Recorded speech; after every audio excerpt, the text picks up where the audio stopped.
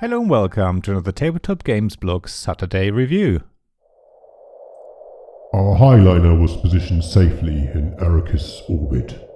With a steady stream of spice filling our coffers gradually, we had to be patient and observe from afar the goings-on down on the planet itself.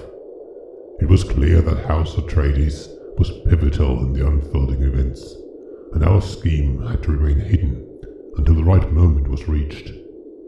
The cogs were set in motion, and doubts had been planted in the Emperor's mind that would lead to their unavoidable conclusion. The spice needs to flow on Dune by Gale Force 9. Yes, this is the re-implementation of the original Dune from 1979, which in turn is based on the books by Frank Herbert.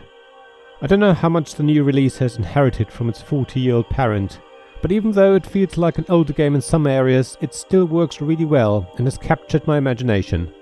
I've been looking for a game like this for a while. Dune ticks a lot of boxes for me. It has a well-known and immersive theme. It features hidden information which leads to bluffing and plenty of table talk. There's constant player interaction as the different factions fight for area control, and the all-important spice, which is tempered by the ability to form alliances, while everyone tries to reach their own asymmetric goals. It feels so amazing to talk to other players into taking certain actions, or even forcing the hand by not blocking other players from winning, but leaving it up to them to occupy the relevant regions. If you're a fan of Dune, and even if you're not, you will find all the factions faithfully represented in the game. You will also recognize the names of a number of important places on the planet of Arrakis, or Dune, that is more commonly known, all of which allows you to reenact the stories told by the books, if you're familiar with them, or the film, which most people are likely to know. In fact, during the game, you rewrite the story as you try to lead your faction to victory. The scheming that is a strong part of the story of Dune is wonderfully represented by the ability to form alliances at certain times during gameplay, as well as the continuous table talk where you try and direct other players' focus away from your plans and towards interfering with your opponents. The asymmetric abilities are closely based on the factions from the fictitious world of Dune, with the Spacing Guild benefiting from other players deploying their troops on the planet, the Fremen having better insights into the workings of the weather and the worms on Dune, and so on. In fact, everything you do in the game immerses you deeper and deeper into the world that Frank Herbert created. You will feel a strong urge to get your smartphone and play the film music in the background, and want to hunker down under the table when the storm circles the planet and threatens to wipe out everything in its path. However, there are areas that show the game's age. I can understand that the rulebook is long and that it takes a while to learn how to play. It's a necessary evil for a complex game like Dune. It helps if someone else has already played it and you learn only the basics and just start playing, learning new rules as you go, so that's fine. I also quite like that the art style feels old, just like the world of Dune itself, it's very Victorian. It is in keeping with what you would expect, even though it is very brown and monochrome, so that's fine too.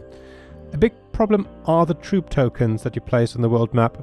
They are simply too small and fiddly, which is especially problematic because you may end up having 3 or 4 factions vie for the same region.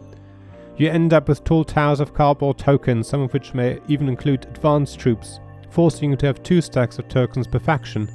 I appreciate that making the tokens bigger would have required the map to be bigger as well, which would require a larger table to play the game on. Yet, if the tokens were small wooden discs and the map only a little bit bigger, it would have really lifted the game's playing experience for me. Another problem is the need for an FAQ. It's great that there is one, but it also shows that the rules aren't fully streamlined.